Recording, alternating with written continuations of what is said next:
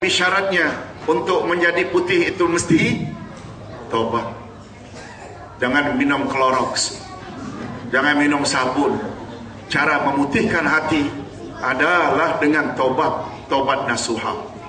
Nah, yang pertama sekali ini yang Ustaz nak fokus. Apa dia? Dunia adalah gelap, pelita yang menerangi dunia adalah apa tadi yang pertama tadi? Takwa. Itu sebabnya hadirin dan hadirat, Nabi Muhammad sallallahu alaihi wasallam adalah pemimpin yang paling bertakwa. Oleh sebab itu beliau hendaklah kita jadikan role model, contoh tauladan. Sebab di antara 57 nama Nabi Muhammad sallallahu alaihi wasallam, Nabi Muhammad punya nama 57 menurut Imam Ibnul Qayyim. Salah satu daripada gelaran Nabi Muhammad dipanggil dengan Imamul Muttaqin. Imamul Muttaqin. Tolong ulang. Pemimpin orang-orang yang bertakwa. Oleh sebab itu kita selaku umat ingin jadi insan yang bertakwa, perlu tak Nabi Muhammad kita jadikan role model? Bapak-bapak dan ibu-ibu, demikianlah. Bila ada ketakwaan, banyak masalah boleh diatasi. Malah selain daripada itu, ia akan diberi oleh Allah rezeki dari sumber yang tak diduga-duga.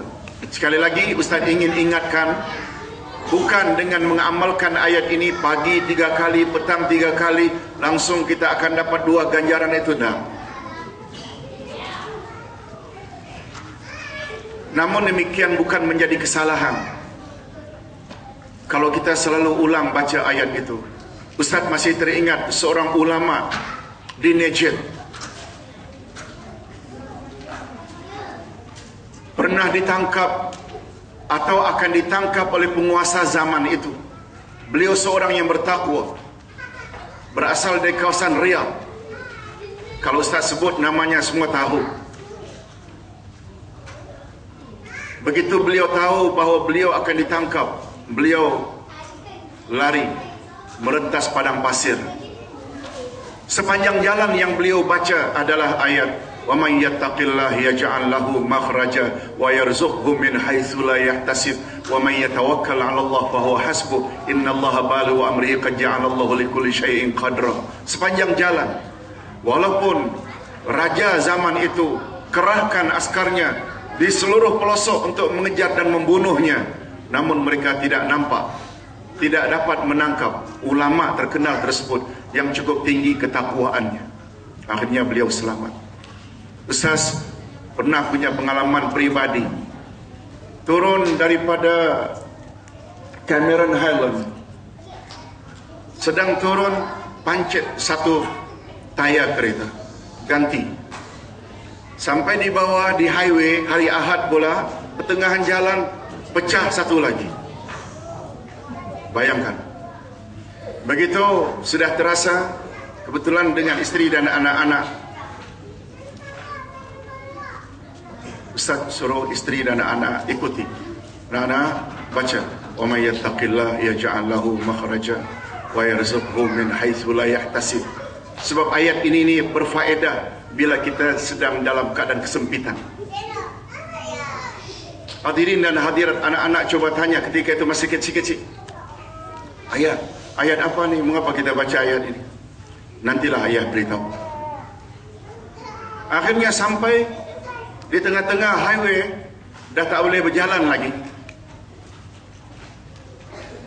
Orang tak pernah kan bawa tayar spray sampai 2. Highway yang begitu lengang pada hari Ahad pula, tanpa disangka-sangka tiba-tiba begitu kita berhenti, ada satu kapal Cina berhenti di belakang kita. Dia sekedar ingin tukar untuk drive saja, suami kepada isteri, karena penat. Lalu dia tanya, "Pak Cik, ada apa Pak Cik?" "Ya, beginilah kami ada masalah. Tak tahu macam mana nak bawa 2 tayar yang pancet ini ke hari, lagipun hari ini hari Ahad." "No problem Pak Cik, no problem, kita boleh bawa. Akhirnya dia bawa lah sampai ke Ipoh, sampai tak tahu masuk dalam itu, cari. Akhirnya dapat. Pertanyaan, siapa yang gerakkan kapal ini berhenti yang sekian jauh ini betul-betul di belakang kita? Siapa yang gerakkan? Betul tak? Suatu question mark. Kita yakin itulah dia. Apalagi kita balik dari Cameron Highland beri panduan ceramah kemah ibadat. Betul tak? Itu semua ada unsur-unsur ketakwaan. Yang penting sifat itu mesti ada. Kemudian kita baca, dia lagi menjadi, insya-Allah. Bapak-bapak, minta maaf, ini bukan maksud nak membangga-bangga diri, tapi kadang-kadang guru dia perlu beri beberapa contoh-contoh, betul tak? Untuk kita jadikan amalan. Yang mustahak sifat takwa. Kemudian sebagai ekstra kita jadikan dia sebagai amalan, sebagaimana amalan ulama tadi. Ini yang mustahak. Oleh sebab itu, setuju tak kalau Ustaz katakan pada diri Ibrahim, Hajar dan Ismail ada unsur takwa dan tawakal yang tinggi? Yes, itu dia sebenarnya falsafah yang kita coba nak terapkan begitu balik dari haji. Ini yang Ustaz katakan. Andai kata balik haji tak tahu falsafah ini, orang yang tak pernah naik haji tapi ada falsafah ini, ada tak kemungkinan yang belum haji lebih baik dari orang yang sudah haji berkali-kali? Ini yang saya maksudkan. Kita bukan kursus haji ini, kita nak cari falsafahnya. Bapak-bapak dan ibu-ibu yang dihormati sekalian, yang kedua, peranan ibu bapa. 3 figure paling utama memainkan peranan penting dalam sejarah Mekah ialah Ibrahim, Hajar dan Ismail. Ketakwaan mereka begitu tinggi. Allah Subhanahu wa taala tidak mengecewakan mereka, tetapi sekedar menguji.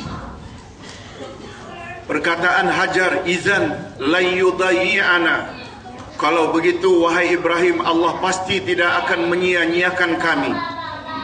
Tawakal adalah bersandar kepada kuasa Allah tanpa ragu. Itu makna tawakal. Menghasilkan natijah mendapat bantuan Allah. Dan Allah tidak pernah mungkir janji. Ismail pula berkata kepada ayahnya ketika ayahnya menyatakan hasil mimpinya, ya abatif al ma tu'mar satajiduni insyaallah minas sabirin. Wahai ayah, laksanakanlah saja apa yang disuruh oleh Allah. Nescaya ayah akan dapati anak anda insya-Allah termasuk orang-orang yang sabar. Adapun pengajaran yang dapat diambil dari kata-kata insan-insan di atas, apa saja suruhan Allah patuhi saja. Demikian sebaliknya larangannya jauhi sahaja, pasti membawa kebaikan. Jangan ukur suruhan atau larangan Allah dengan akal.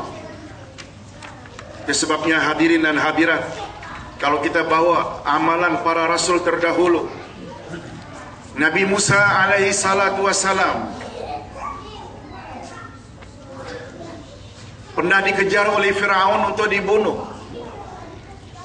Begitu sampai di Laut Merah, Laut Merah terbentang luas, tak mungkin diseberangi atau direnangi. Nak berpatah balik, Firaun dan askar-askarnya siap untuk membunuh. Ketika itu Nabi Musa mendapat arahan dari Allah, idrib bi'asakal bahar, pukul hai Musa laut itu dengan tongkatmu. Apa yang jadi? Hadirin dan hadirat, Nabi Musa bawa tak arahan itu kepada akalnya yang terbatas? Dah. Nabi Musa tak pernah mempertikaikan arahan Allah agar memukul laut dengan tongkatnya sambil mengatakan, ya Allah, beri arahan tu yang betul sedikitlah, nanti aku basah. Dah. Nabi Musa buat saja apa yang Allah suruh. Begitu dipukul, betul tak? Akhirnya Laut Merah terbelah dua dan akhirnya mereka boleh berjalan. Kita nak buat contoh lain. Betul tak? Arahan Allah buat saja mesti membawa kebaikan. Nabi Lut